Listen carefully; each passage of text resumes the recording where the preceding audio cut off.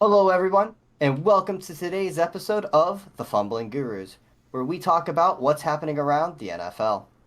Let me introduce you to your hosts. We have the one, the true man, the G man. Hey, I have to get on. Word spaghetti. That's why we fumble things around here. We have the Beard Master and the Bucks fan, Mr. Six Stomach, Welcome back, everyone. Yeah, it's a rough week for the Bucks, but we'll get into it. and myself, Finn, from Finsational Gaming. And if you guys can't tell, I'm a bit of a Dolphins fan, but hey, it is what it is. Just a tad. Well, guys, I today is going to be kind of a quarterback heavy podcast. There's a lot of stuff going around in the NFL, and what better way than to start talking about the future of the NFL when it comes to quarterbacks, and that is the rookies. So, G-Man, what have you seen from this rookie class, and what do you kind of expect? What did you expect going into this year, and kind of what do you expect going in the rest of the year? Well, if this is the future of the NFL, it ain't looking bright. Let me just tell you that. Trevor Lawrence was the prodigy, and the prodigy has a total of 7 interceptions in 4 games. So, you know, um, it's it's hard to tell.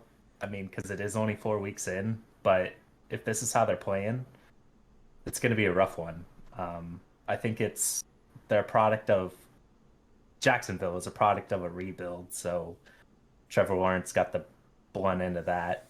Um, but Zach Wilson, Jets, Mac Jones, he's supposed to have one of the better coaches, and he's doing okay, but nothing spectacular from him. You can't really say anything about Trey Lance, so it's all just I don't know. But compared to last year's rookies, it's crazy. Yeah, I think that's one thing that we really kind the last 3, 4 years. I mean, you have Patrick Mahomes, Lamar Jackson, uh, uh, Baker Mayfield. I mean, Justin Herbert. They came out of the league, kind of came into the league just firing passes down the field, big completions, big receptions, whatever. You get the idea. They made big plays and they elevated their team and really have played well. The rookies have won one game, and it was rookie versus rookie, where a rookie had to win. Sick. What can you tell us about these rookie quarterbacks? Oh, I mean, Trevor Lawrence, I wanted to show up like everyone was kind of predicting. But I mean, in week one, I even stated like I didn't think he was really ready, and I think it's showing because you see spurts of him doing well, and then it goes right back to what were you thinking with that pass? What was even going through your head? Um, I think what you said, I believe something last week about like he has the most uncatchable passes that have been thrown this year. So I think that goes to show that he's just not ready. And I think that's kind of my motto for this rookie class is they just they're not ready. I mean, we had what was the other one? Justin Fields last week, I believe, was Chicago. The field goal the Ravens kicked to win the game had more yards than the entire Chicago offense. Um, It was actually even worse than that.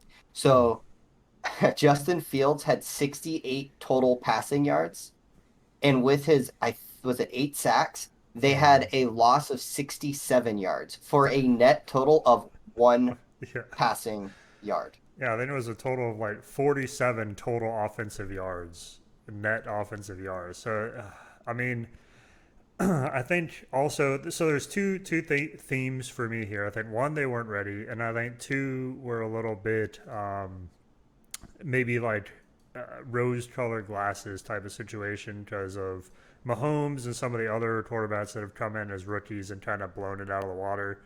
I think we need to maybe recalibrate that expectation because I don't think any of them were ready and none of them should be playing right now. But unfortunately, there's no options. Like who are the Jaguars going to put in there?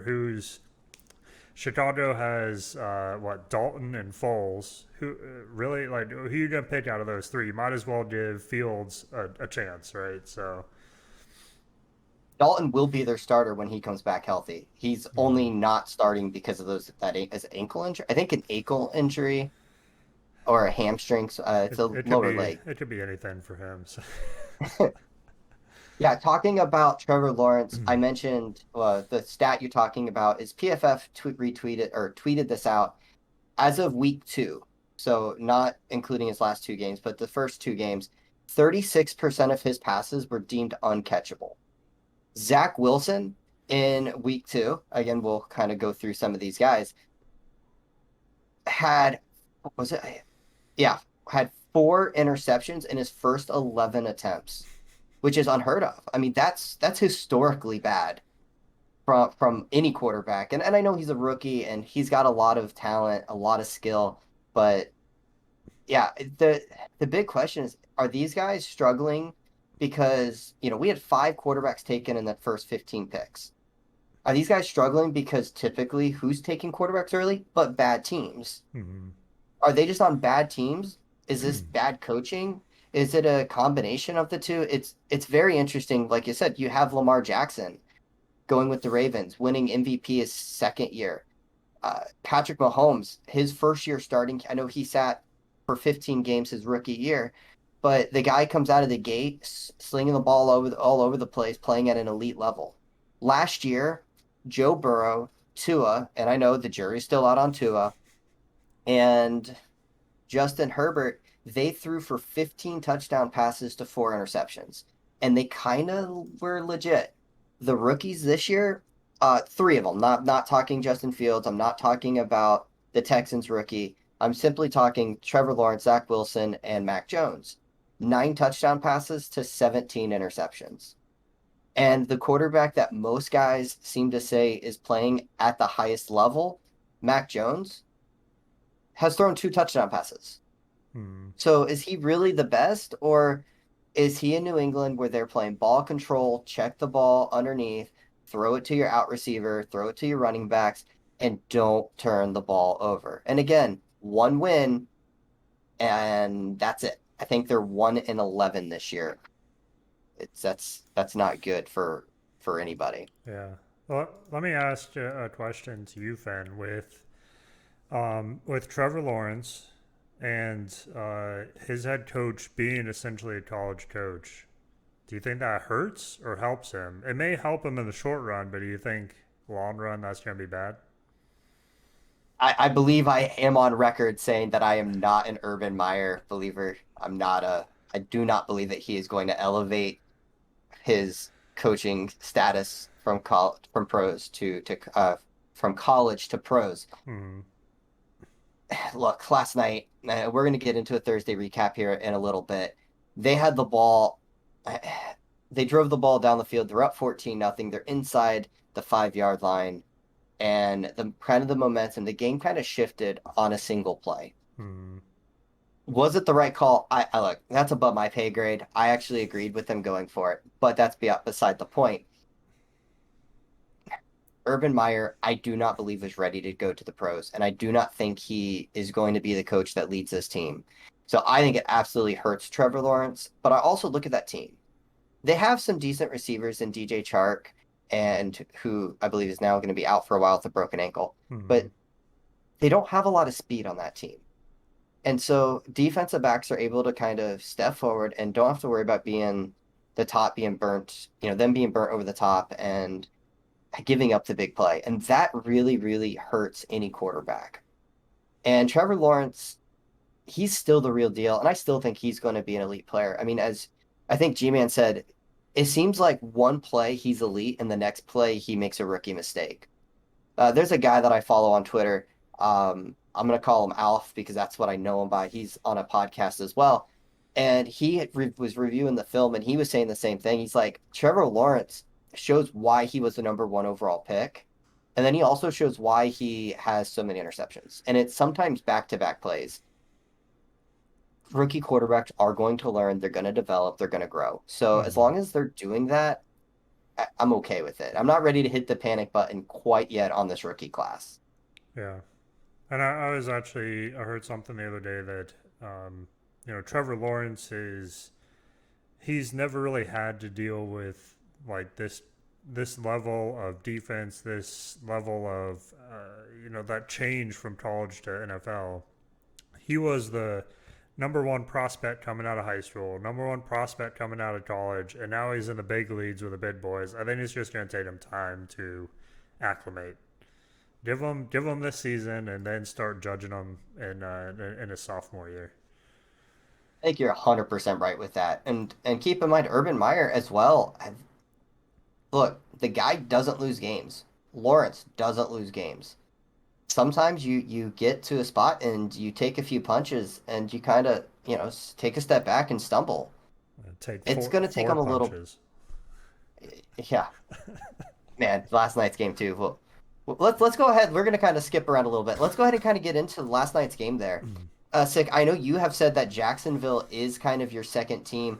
I know you kind of watched the game a little closer than Hmm. G-Man and I did. What did you see out of that game? Because since we are talking about Trevor Lawrence and the rookie quarterbacks. Yeah. I thought it was promising the first half. I'm sure a lot of us did. When I was watching them essentially take it to the Bengals, I believe it was 14-0 at halftime. So they were, in my opinion, they were showing up on defense. The offense was moving down the field.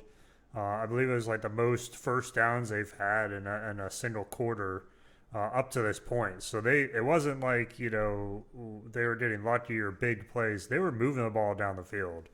And I think the thing that did stick out to me, which I think it kind of showed up in the second half, was they were relying pretty heavily on Lawrence to either do options, run the ball, basically using him as almost a college quarterback, in my opinion, which makes sense with Urban making some of the play calls, with Lawrence struggling a little bit this year. Take him back to what he knows, right?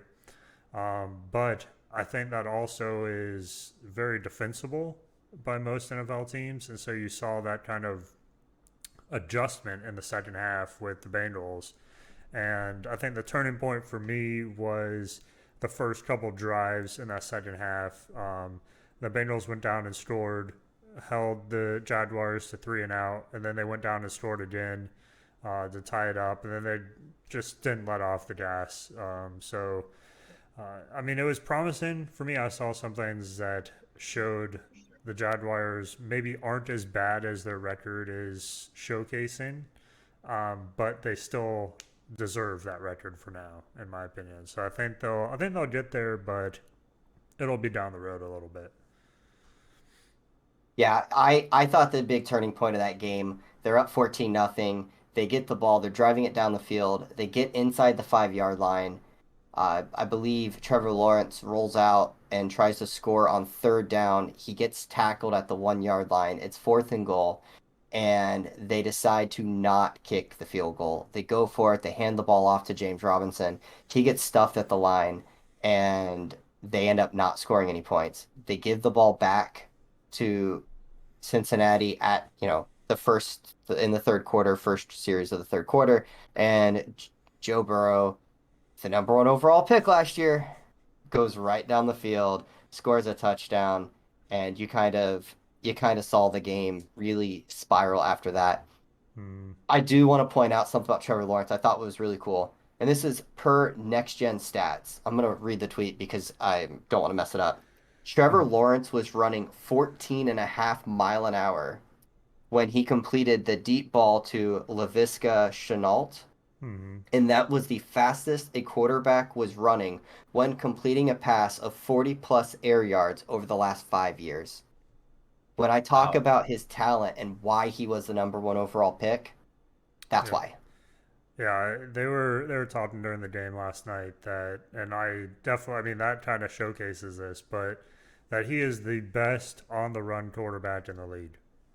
Like accuracy, being able to get to that. Most quarterbacks probably can't even get to that speed, let alone throw at that speed. So yes, I think that's a good showcase of what his potential can be. And now ultimately we know Cincinnati drives the ball down the field and with no time left on the clock hits the game-winning field goal and drops the Jaguars to 0-4. That is 19 straight losses dating back to last season. G-Man, what did you see from the game? Kind of tell me what your takeaway was. I didn't see a heck of a lot, but what I did see is on paper, if you were to look at these two teams before the game, Bengals, obviously, right? In my opinion, that was not the case here. It was, I think that the Bengals kind of gave Jacksonville a little too much uh, running room, and it showed in that game, second half. Yeah, I want to kind of follow up here with a question for you. Last week, Cincinnati faces Pittsburgh, big division rival, and basically takes it to them. And I was the final score 20-7, something like that, right? Bengals ran away with it. They then are facing the lowly Jags. Was that just kind of one of those nice letdown games where they just kind of young teams still kind of figuring out, what it takes to win in the NFL, facing an inferior team and then just kind of laying an egg for the first half until they wake up and say, you know what, we got to play. I'm sure it felt like that. The Bucks let the Falcons do the same thing last week, so it felt like one of those kind of games. But I would just I'd expect more from a team going into face a team with zero wins. They have zero wins for a reason. But Trevor Lawrence did okay. I mean, he had some good plays, but ultimately it was I didn't really care for the game. It was not one of those games that I had circled on the calendar, excited to watch. Mhm. Now, I did say earlier in the podcast, this was going to be a quarterback heavy discussion, and we need to talk about the new QBs that have entered on teams. And I'm talking veterans, not necessarily rookies. But before that, I need six opinion on this. So there's a book that came out, and Tom Brady, who, as we know, went to Tampa, signed with Tampa, won a Super Bowl in Tampa, blah, blah, blah, blah, Hmm. blah, blah, blah, I blah, blah. remember this. Yep. Hmm. He did not want to come to play for Tampa. He had a team that he wanted to play for. And there's been speculation all over the place for it. But ultimately, it has come out that he wanted to play for the San Francisco 49ers. And Shanahan heard about it. He went to his offensive staff. He asked them, hey, what do you think? And ultimately, they decided, coming off of that Super Bowl loss, to stick with Jimmy Garoppolo. What are your thoughts on that? Do you think there would have been a Super Bowl with San Francisco? Do you think he would have fell flat on his face? What are your thoughts on all of that? That would be it would be interesting. I do think, at least in my opinion, I've always seen the 49ers as like one of the historic teams. They've had some historic quarterbacks, some prestige with that team, right? Um, I think for me, as a Buccaneers fan, it is a little tough to get over the fact that, like when you look at us winning last year, it is almost overshadowed by, oh, Brady won it for us, Brady did it for us. So I think that, would he have won over there? I don't know. I think that the Bucks had more weapons, it had more things in place. The coach, I think, is a big thing. Um, so I think he meshes really well with Bruce Arians, but I don't think it would have been a bad fit for him over there, and I see potentially why that was his pick. But I think honestly, I don't think there would have been a better fit than the Buccaneers. Maybe that says something about Brady that he can finagle any team to fit around him. I don't know, but the Bucks to me mesh really well with him in place. I think no question the Bucks were the most talented team ready. I mean, Hmm. that defense was young, ready to step up. They have Mike Evans, they have Chris Godwin. They already had some good tight ends, some decent running backs, a pretty good offensive line. Mhm. He would not have had that in San Francisco, that's for sure. G-Man, your thoughts on Brady possibly choosing go first off, Jimmy Garoppolo, his backup, who him and Brady, there's a whole lot of articles written about the schism there. Garoppolo obviously over in San Francisco, and then ultimately San Francisco saying no to Brady because of Garoppolo. What are your thoughts on all of that? Yeah, it's crazy. I think that uh, Tampa Bay was obviously the best bet for Brady over there. Kind of feels like they're giving him the reins. I don't think he would have got those over in San Francisco, and I think he likes where he's at. I don't know, Sig, do you think that uh, Brady would have been good at? Lost my train of thought. Do you think that Brady would have had as much control over the team as he does in San Francisco? Because I feel like he is pretty much calling the shots over there Mhm. in Tampa. Yeah, I think that's probably a couple things for me. I think he meshes well with Arians, the head coach. He allows him that leeway. Shanahan, I'm not sure would be as forgiving with that. I just don't see Brady meshing well with having to uh, bring in a team and build up a team. I think a lot of times he's had that dynamic with the head coach, been able to come in.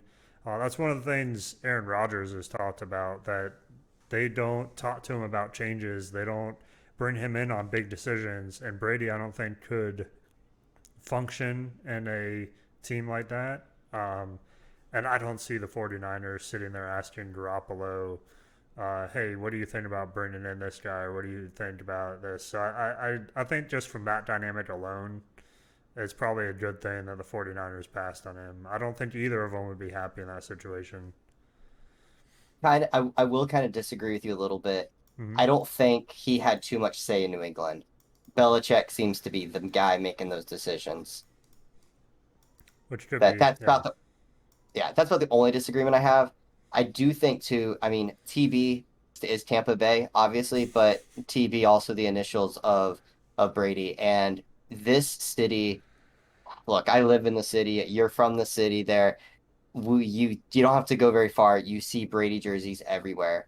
This is a city starred for quarterback play. Mm-hmm. I mean, you realize Jameis Winston was the quarterback that set all the records. Before him, it was Josh Freeman. Before him, it was like Trent Dilfer, right?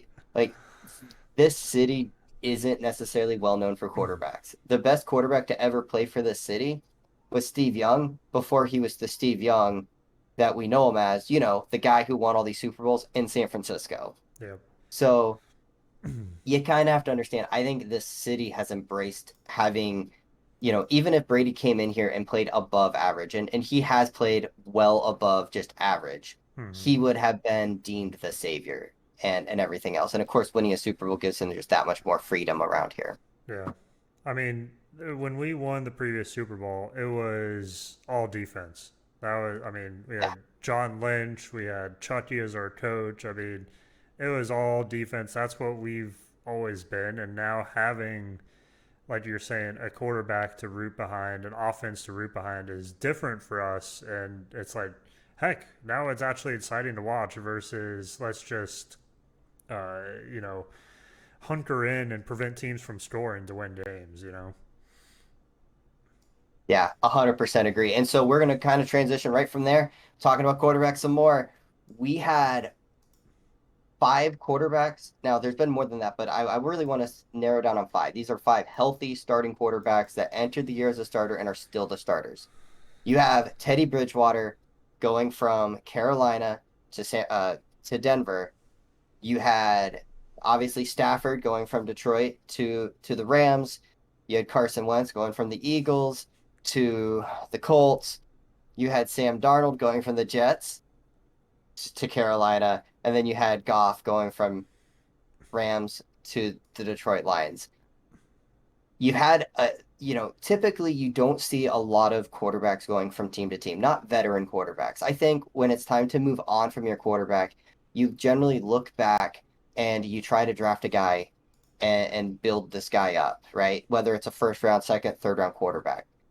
And I think with Brady, I really think that was a change from the NFL. And as soon as that happened, you saw teams kind of go, wait, let's try to, not grab just a Josh McCown as a 1 year stopgap for our rookie. Let's go after a guy that we think that can elevate to the next level or we can build a team around. Tell me kind of what are your guys' thoughts? I'm going to start with Sick here. What are your thoughts on all of these veterans being traded or signing with new teams? And immediately let's talk about it. Having some success. I mean, Teddy Bridgewater is 3-0. Sam Darnold I believe they're 3-0 now as well. Mm-hmm. And Stafford is he the front runner for the MVP after 3 games? I mean, kind of what are your thoughts? All right, so I think we're jumping the gun on a couple of these quarterbacks here. I think the only one for me that sticks out as long term success is going to be Stafford. I've always liked Stafford. I always thought he was a good quarterback, and I think we are seeing.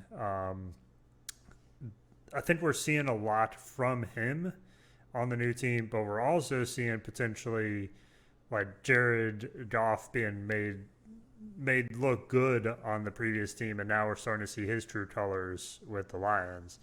Um, but to me, I think Stafford's the standout of this group. I was, of course, watching him a little more closely last week, and his decision making, his precision.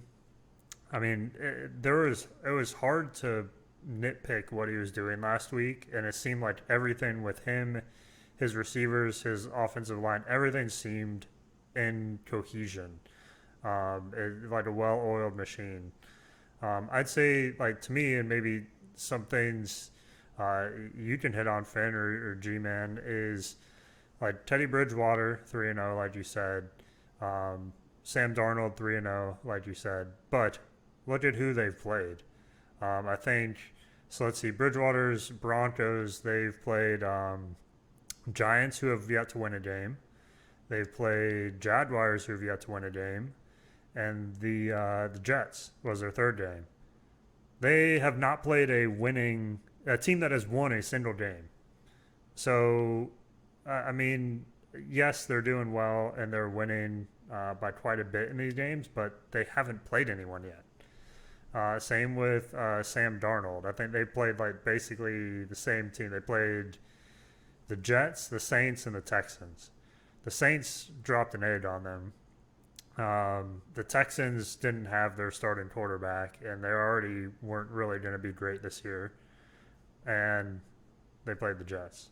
So I mean, it's hard for me to say anything yet on those two quarterbacks. I don't know about you guys.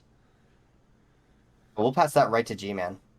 I was gonna praise Sam Darnold, honestly.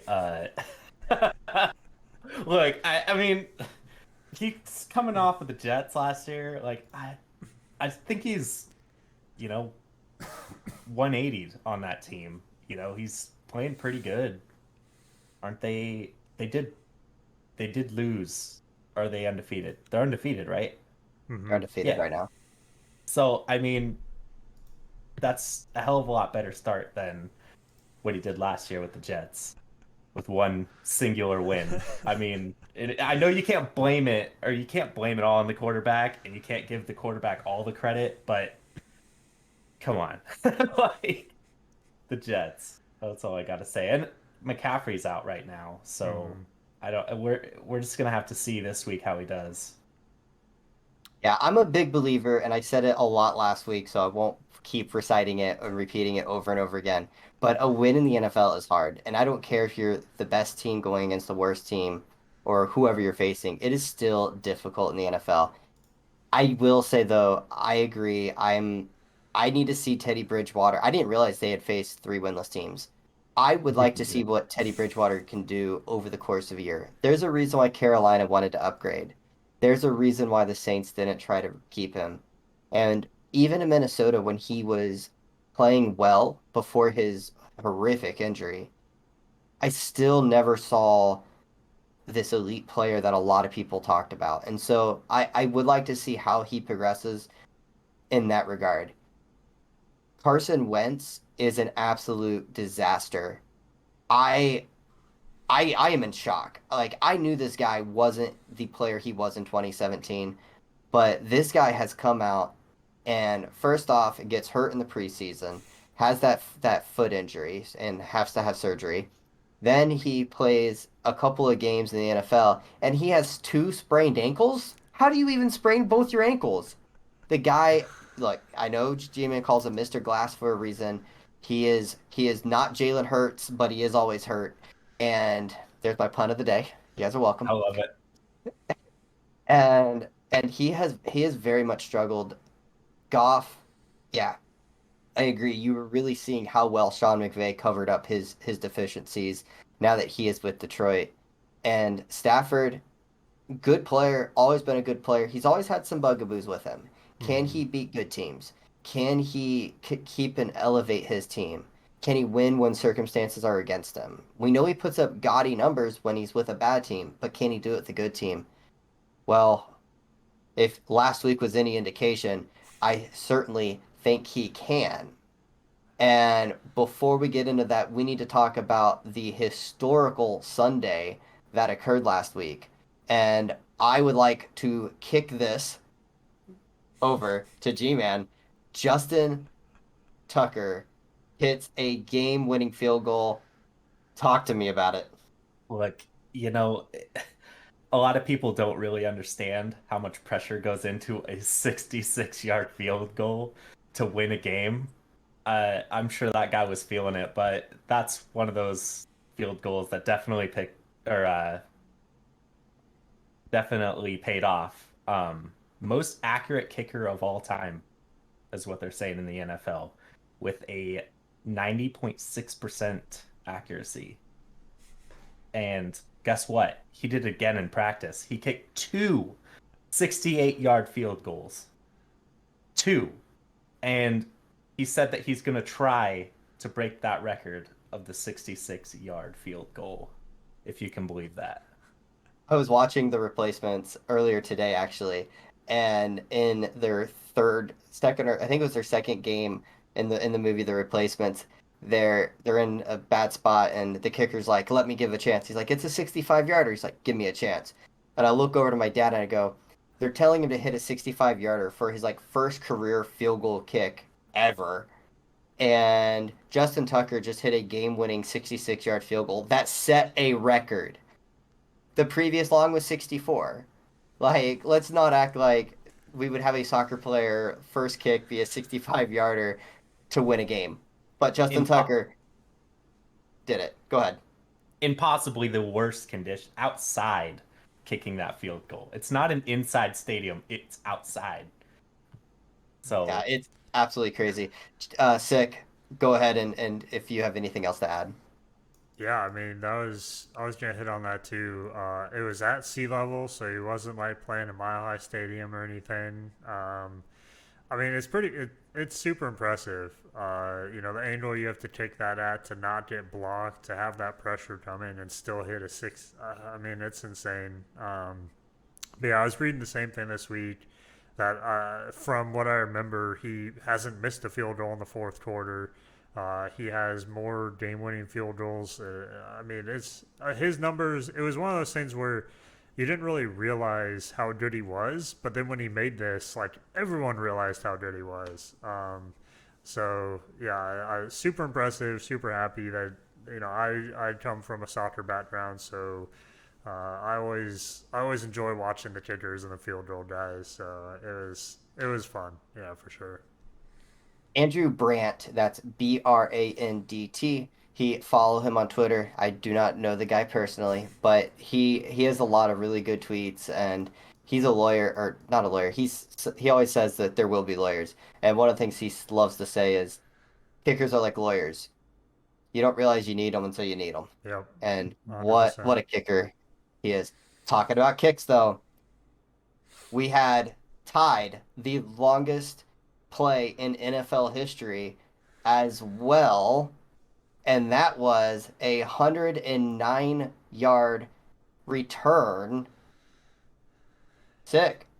This is your team. I mean, this has to be the best circumstances for this play.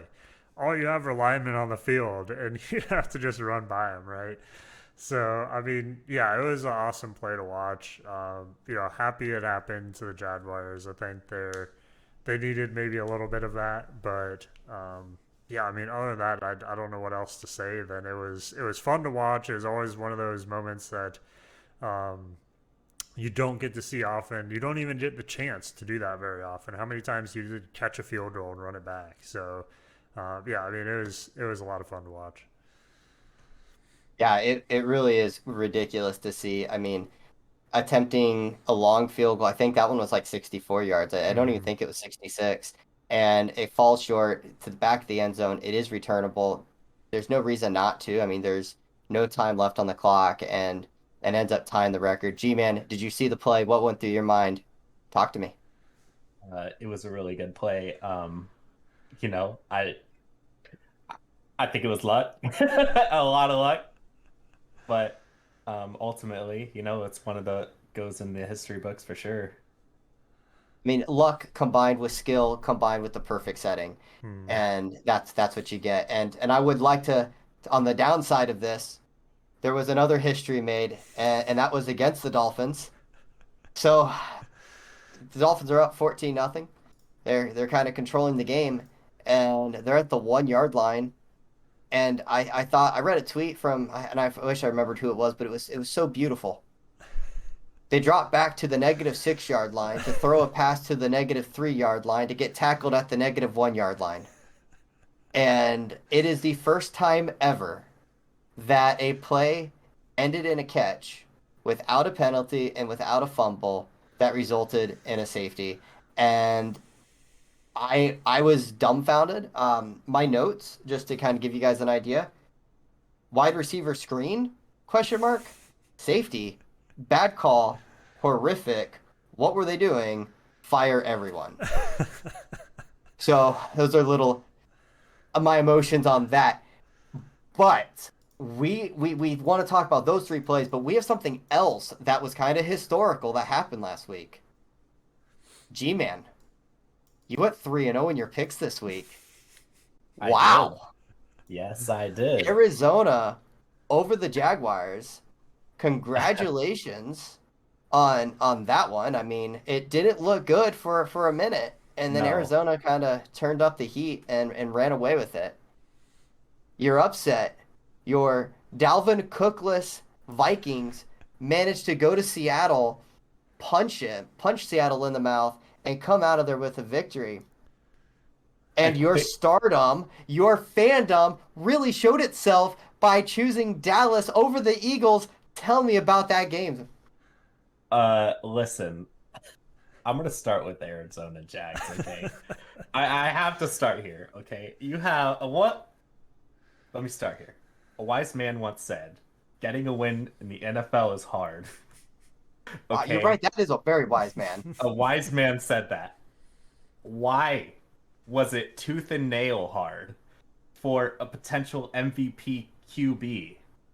I just, I don't know what happened. I think that it was kind of one of those Bengals things where they just kind of set their bar low, went into it with no expectations, and somehow, I mean, they did it. They won. I won.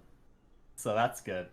But it wasn't a very good watch experience if you were an Arizona fan. As for They pulled it out in the second half though, and really kicked it up into gear. they did, but shaky first half.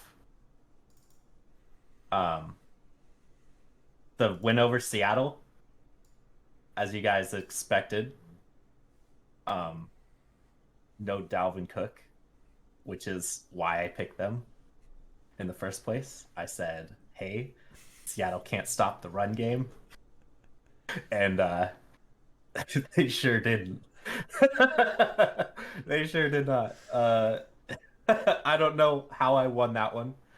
Luck, I got that one. Dallas over the Eagles. As a Dallas fan,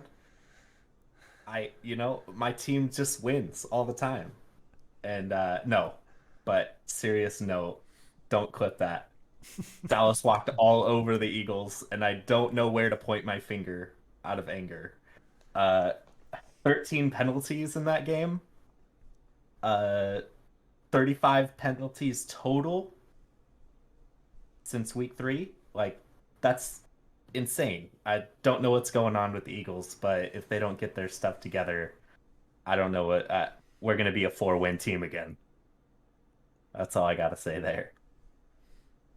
That I know. Well, we can kind of talk about it briefly here. I watched that game, and Dallas kind of stomped Philly. I mean, Dak Prescott did not have his greatest game, and yet it just seemed like they could just hand the ball off to Elliott, Pollard, and I mean, the Eagles had no way to defend anything. If I'm not mistaken, the Eagles only ran the ball twice, and they put guys in motion almost none at all. It was a really rough game to watch as an Eagles fan. Uh, sorry, man. A G It was man, upset. yeah, sick. I meant, is there anything else you'd like to add about that Philly game? No, I'm just gonna ask when we're gonna switch G-Man's team to Dallas so he can just talk about them every week. I That's a great question.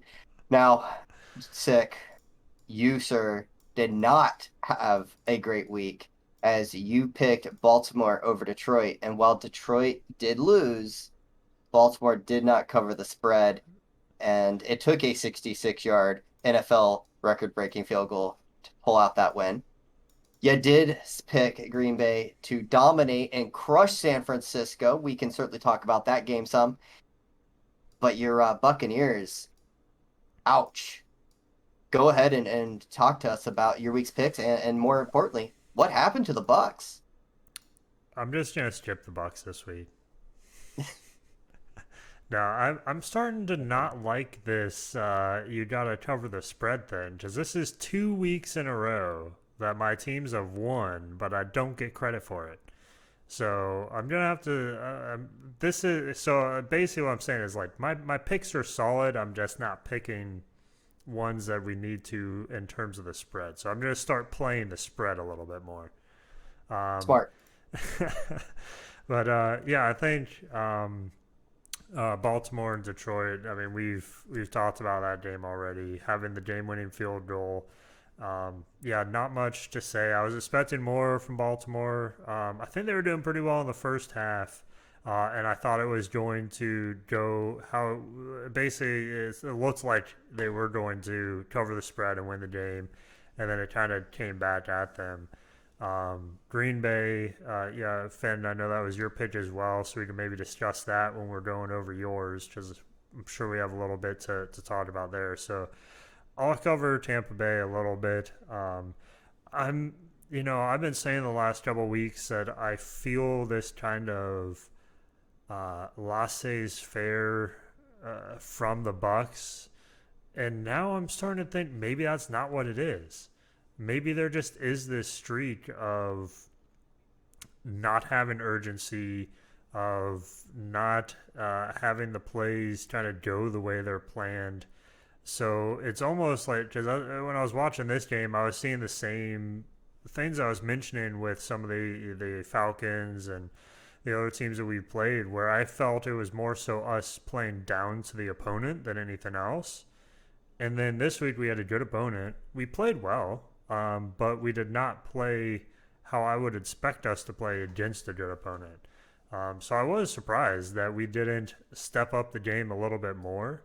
And I think, we're watching some of Brady's reactions near the end of the game. I think there was the onside kick that we really had a great chance to get. Not that it would have won us the game, but we should have gotten that kick. Like it went over the receiver's head there, and we had 3 or 4 guys around the ball, and it's like no one wanted to go grab the ball. And I think that's kind of what I've been seeing last couple of weeks, and it showed itself again this week that it's like there's some puzzle piece missing there, and there's just some urgency, something the Bucks need a kick in the pants. Is what we're looking for right now. Saw a stat that really kind of I think underlines the issues for Tampa, and that is they are dead last in sacks. They only have 3 sacks on the year, Mm-hmm. and they are giving up the most passing yards in the NFL. And I know that some of that has to do with injuries. I mean, JPP was out. I think Sue's banged up a little bit. You Mm-hmm. obviously are missing the one corner, Dean. Is it Dean? I believe that went down, and there's certainly some of that issues. That's one of the big things I said going into this year for the Bucks is last year they were very healthy. Mm-hmm. Other than the receiving court, they were very, very healthy. This year has not been the case. And will they get healthy? It's sometimes hard to say. G-Man, any thoughts that of any of the things he talked about? Brady's face at the end of that game when they missed that onside kick said the entire game. That's all you Yep. needed. I agree. Just the what were you doing? That That was me watching the whole game. I was like, yeah. Well, like you said, they need a kick in the pants, and that was their kick in the pants, I think. An Every team L. goes through a big loss, and this, it happens. It happens to the best of the teams. It happens to the worst of the teams, and hopefully, as a Bucks, not as a Bucks fan, but for the Bucks fans, hopefully this will be that loss that kind of gets them saying, "Ooh, we really need to kind of tighten things up and start playing at a higher level." hmm. Well, I did not have a great week on picks. I chose Pittsburgh to crush Cincinnati, and well, that didn't happen. I did pick Green Bay over San Francisco, and I would like to talk about that game real quick. Once again, the greatest quarterback to ever wear number 12 steps on that football field, 37 seconds. That's all that's needed. No timeouts. Who cares? Right down the field, sets up the game-winning field goal. Boom. Without a doubt. Without a doubt. Green Bay over the 49ers. That was the easiest pick this week. Should have been my lock. Yeah, I don't know what they were thinking. I mean, 35 seconds with no timeouts, given Aaron Rodgers. I mean, you just can't do that, man. I don't know. You can't do that to the greatest quarterback to ever wear number 12. I mean, you No, just Yeah. can't do it. I'm not. I had my chance earlier. I talked about the Bucks before this even got here, and I missed it. So I'll let you have this one. Gee, man, anything in that game that you want to highlight? I I know that there's a mean, lot of people talking about listen, Trey Lance. I I'm sure that there's a lot of talk about a bunch of things in that game, but the only thing that people are going to remember from that game is he gave the greatest quarterback to ever wear the number 12 36 seconds to go downfield, and he does it. The refs just weren't there. They didn't have any flags left. But yeah. I mean, I, that play to Devonte Adams, and I don't want to get too deep into this because I know we are kind of getting pressed for time a little bit. That throw was just incredible. I mean, just the chemistry between those two guys. I mean, just he knows right where to go. Rodgers puts it right on the money. That whole sequence is just ridiculous. I mean, they play at such a high level when they need to. And then Oakland over Miami. Well, as we kind of talked to, the Dolphins came out quick start, got up 14-0, and I kind of looked at this game and I'm going, wow, this is just ridiculous. I never expected this. A pick six, a 25-yard touchdown run. I'm like, let's go. And then the safety and then the spiral happened. And I say one of the things that good teams do is they score before the 2 minutes and then they score on the first possession of the ball. I mean, one of the great advantages of deferring the kick so they get the ball in the second half is that you have a back-to-back scoring opportunity. And the Dolphins did. They drove right down the field. They get in field goal range and let one of the best kickers in the league kick a 48-yard field goal, and it hits the post and it's no good. Then they get out in the second half and they go three and out. And that really is the Dolphins in a nutshell. The last time they won a playoff game, remember the Titans came out. That was the year 2000. It has been 21 years since the Dolphins have last won a playoff game. Yes, there were some, like we talked about the officiating. I don't want to be the podcast that talks about officiating. There was a pass interference at the end of the game that maybe could have been called that would have set Miami up. But at the end of the day, they didn't make the plays. They did enough to get it into overtime, but they didn't even lose properly. I picked them to lose by 4 points and they lost by three. So even though they lost I don't get the credit because we didn't do it against the spread. And so if we were putting money on this game, I still would have lost, which makes me even more frustrated. The Dolphins, being a fan of the Dolphins is just misery. It's been miserable for the last 100 years since Dan Marino retired, since Don Shula's gone, and they are gonna, we'll talk about that here in a second. But it's been frustrating. This game was frustrating. We're done. We're moving past it. I'm not even going to ask you guys for comments on this because I don't want to hear it. So, favorite Okay. teams, this week's matchups. G-Man, go. All right. Well, my lock of the week. Is that what we're doing? Sure, we'll do picks. That's what I meant. All right. So I got the Bills versus the Texans, and I the Bills are good, but do I think they're 17.5 point favorites good? No. I think that the Texans are going to cover that. And that's really all I got for my lock of the week because I don't got a lot of faith in the Texans, but I don't think they're going to lose that bad. So your lock of the week is that the Texans won't lose by a lot of points. Got it. Yeah, pretty much. Pretty much. But not by 17.5 points. And then that would lead you to your upset pick of the week. Who do you got? I got the Lions beating the Bears. um, I I think that the Lions are going to go into that stadium and rob the Bears of a win.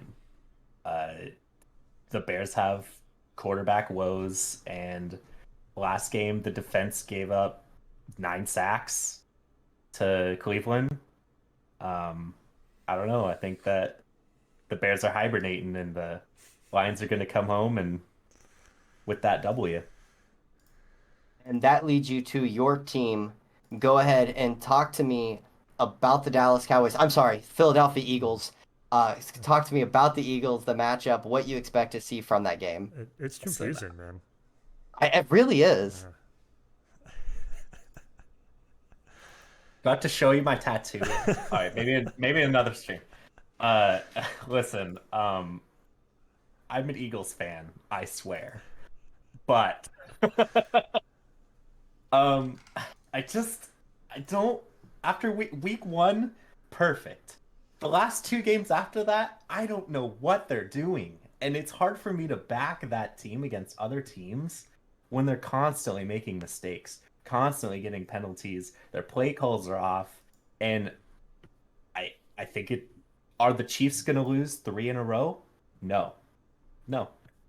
So I have the Chiefs beating the Eagles for that What's one. the spread on that? It's 7. And so for those who we say the spread, for those who may not, oh, excuse me, may not know what that means, that is Vegas odds. So they basically are saying that the game will start 7-0 for Philadelphia. So kind of just prefacing kind of when we talk about spreads, we talk about covering. That's actually what we're referring to. It's not the games itself, but it's Vegas.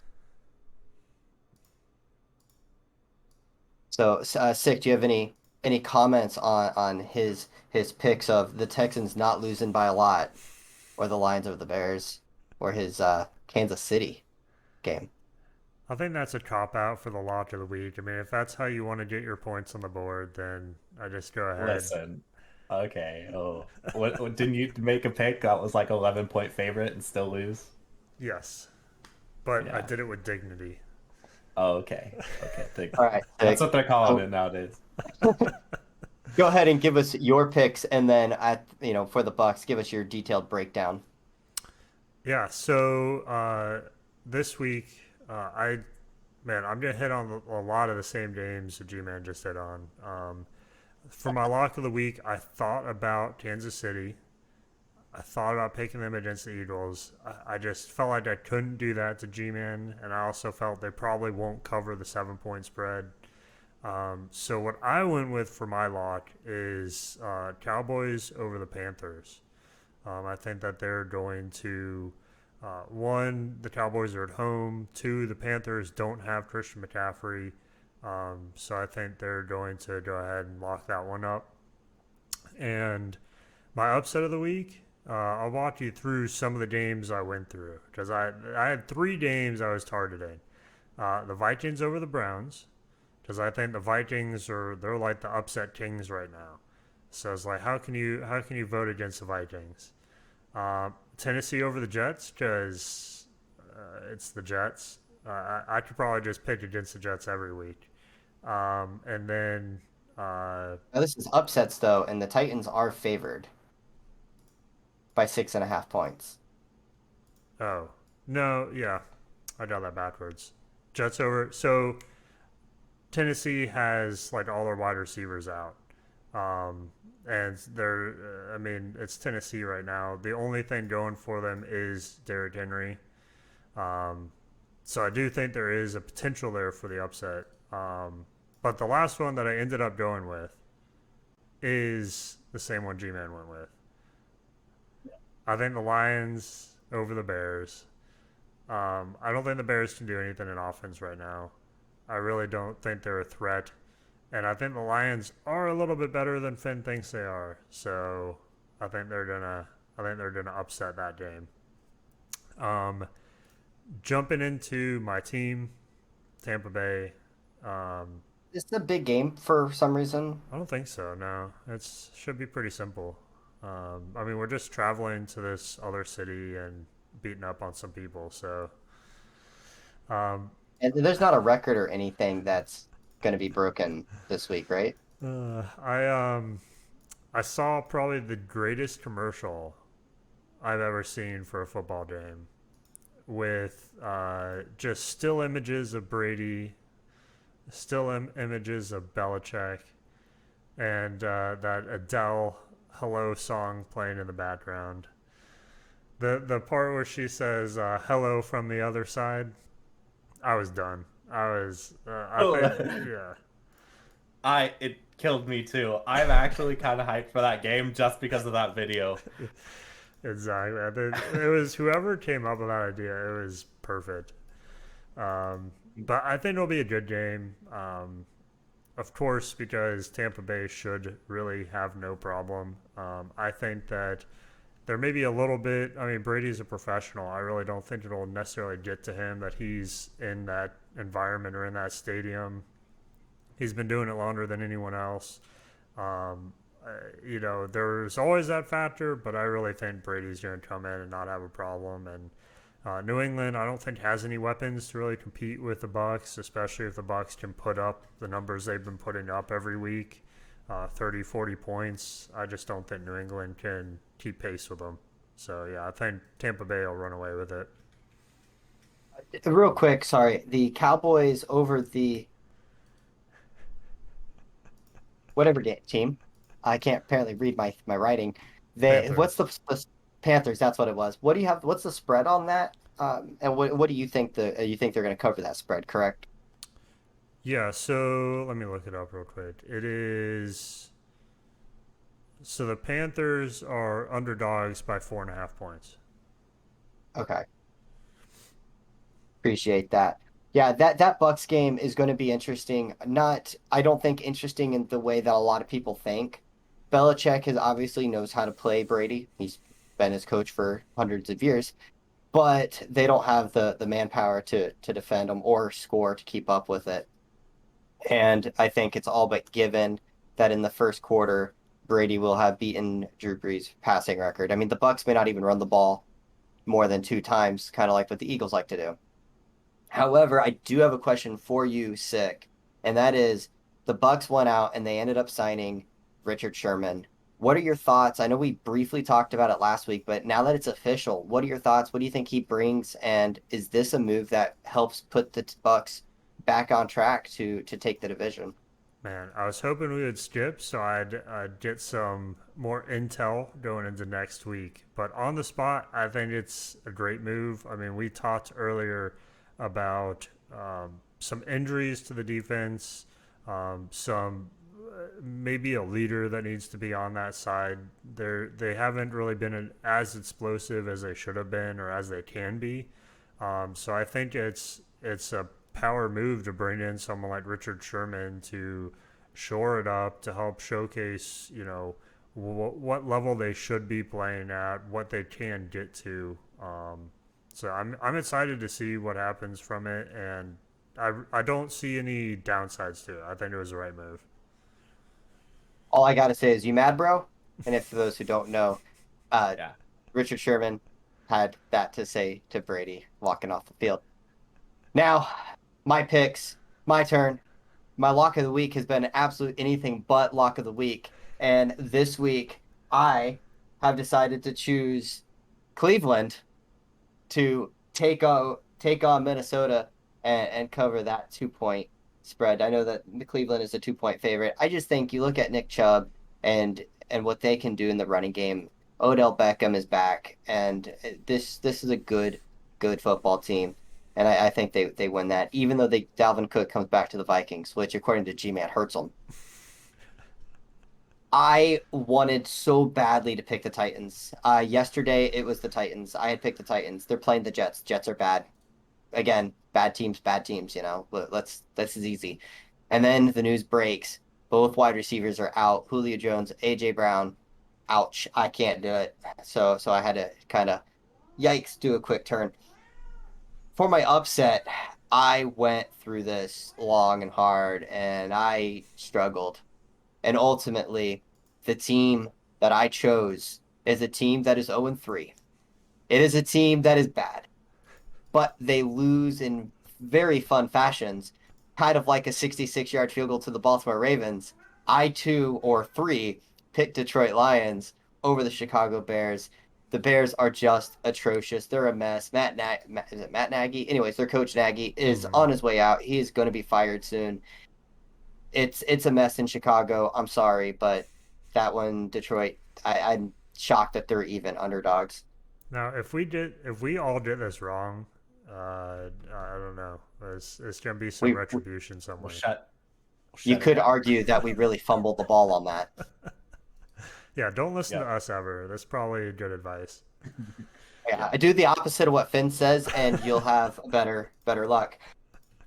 Then we get to the Dolphins game. The Indianapolis Colts, Carson Wentz, two hurt ankles on the injury report. Star left guard, Nelson, out. Jonathan Taylor, been a bust in fantasy because he can't get anything going in the running game. T.Y. Hilton, still hurt. This is the week that the Dolphins are. I mean, this is a rare week 4 must win game if they want to do anything this year. And early in the year, I had this circled as a loss, but you look at it this week, the Dolphins should win this game and they should win it easily. They should win this by more than they are 2 point underdogs. I'm sorry, 2 point favorites. And I don't see how in the world they're 2 point favorites. They should be like 6 or 7 point favorites. The Colts are that bad. And so, of course, as we said, take that with a grain of salt. The Dolphins defense, it stands for turnovers. That's what they do. The Dolphins offense, Miami's abbreviation's MIA. The offense is kind of missing in action sometimes. But this week, they'll do enough. Brissett will be good enough. The Dolphins win this game, and they definitely easily should cover the spread, I hope. Question. Go ahead, hit me. Is Carson Wentz going to play in that game? Questionable. Questionable. Dang. He probably will. Well, Now, Sick, you wanted me to give you a little bit of time. I'm going to turn it over to you for here just a minute, and give us what you want to talk to us about. Yeah, Give us what you want to talk we can about. I'm good. keep it brief. But the main thing I want to hit up is who we think is going to remain undefeated after this week. We know for sure one team is going to add a loss to their record. I guess there could be a tie, but we got Cardinals playing Rams. And then the other ones being the Panthers, the Broncos, and the Raiders. So is there anyone you guys feel will lose this week outside of the Cardinals, Rams, and who you think may retain their undefeated status? I can go through the games if you guys want to walk through each one. So, so I will start off by saying that the Denver Broncos, I think, with all the injuries to the Ravens, have the best shot of except for the Rams Cardinals, obviously, to maintain the undefeated status. I look at that Carolina game. This is their first true test, Hmm. and if I'm not mistaken, it's in Dallas. Yep. Yeah, that's in Dallas. That's going to be tough for the Panthers, and I do think that they fall short, not by much, but I can definitely see them losing that game. And then the Chargers, Justin Herbert's legit. Justin Herbert's for real, They're a good and team. Yeah. they're a really really really good team. I think Broncos have the best shot at staying 4-0 or moving to 4-0. I think the Rams have a letdown game, and I think the Cardinals actually beat them. Hmm. I really, for some reason, I was hesitant to pick that game because I see the Cardinals coming out and beating up on them, where the Rams just had that big blowout win. If they just it's kind of set up for a little bit of a letdown. So, G-Man, your thoughts? I definitely have the Cardinals winning that game. Um, I think that uh, Kyler Murray is a potential MVP candidate this year, how he's been playing, and I don't think they're going to lose. Um, what was the other one? Who's Carolina? Oh, Dallas. Hmm. Yeah, they're Your taking an L team, on that bro. one. They're taking an L. They're taking an L on that one. Not because I like Dallas, but because the Cowboys have been playing ball, and I picked them for the favorites, and I think that that's where they sit. Um, what? Who else was it? I'm sorry. So yeah, I mean, I agree with pretty much everything you guys have been saying. The other games are Ravens and Broncos. Who do you think will win out of that? See, I've counted out the Ravens so many times. Hmm. So many times. When they lost 15 players in one game, I how do you just like how do you just like, oh yeah, well, it's not going to be the Ravens winning that game. I think the Ravens win that game. And then the last one's Raiders at Chargers, which is pretty much a home game for both teams. But Yeah, I think the Chargers win that game for sure. uh, yeah, I Herbert's a can't. beast. Yeah, I can't really contest anything. I think you guys laid it out pretty well. I agree with. I think Rams Cardinals, man. I want Rams to come out and do well because they beat Tampa Bay. So I'd like to. If they keep doing well, then I have an excuse. But yeah, I think that'll definitely be the game to watch in my opinion. Out of the four. But Maybe the biggest game in terms of division mm, for these two teams. This is a very crucial game uh, that's heading up the rest of the year. that's a tough division. Every team in that division is good this year. So yeah, I agree. But yeah, that was the main item from my side, Finn. All right. Do we have any last final thoughts on this week? What are you looking for? What are you expecting to see? What are you hoping for? G-Man. Nice. Well, Sick. I can't. Listen, last week, I after that loss to Dallas, I kind of lost all hope in my team. So anything past that, I don't. And it's the Chiefs, man. Like, I don't know. I don't have nothing. Just like my team. Sick. Any final thoughts? No, we hit on that last item I would jump into. So yeah, I mean, there's some good games this week. I'm looking forward to a lot of the games. I think this is kind of the a pivotal week for a lot of teams, so it'll be some good football to watch. Yeah, for sure. My final thought really, and I don't want to be this podcast, but I really want games to not be decided in the last few minutes by officials. That the black and white team needs to disappear, stop throwing the flag so much, or start throwing the flag if it's obvious. I mean, it's not just me that's talking about it, it's not just you talking about it. You hear it all over the place, and I just would like to see it kind of toned down. Let the players decide the game. But I'm excited to see the Dolphins uh, come back, get back on track. There's a lot of teams. I mean, Pittsburgh Steelers, the Seattle Seahawks, Kansas City Chiefs. There's a few teams there that really took some losses and are kind of looking up, where they're not used to being in that third, fourth spot in the division, and to see how they respond, how they react, and everything else. So I think this was a very, very meaty podcast. We talked about a lot. We covered everything. Oh, wait, one more thing. Totally forgot. We have a halftime show that everyone is interested in because, we love halftime shows over the game itself.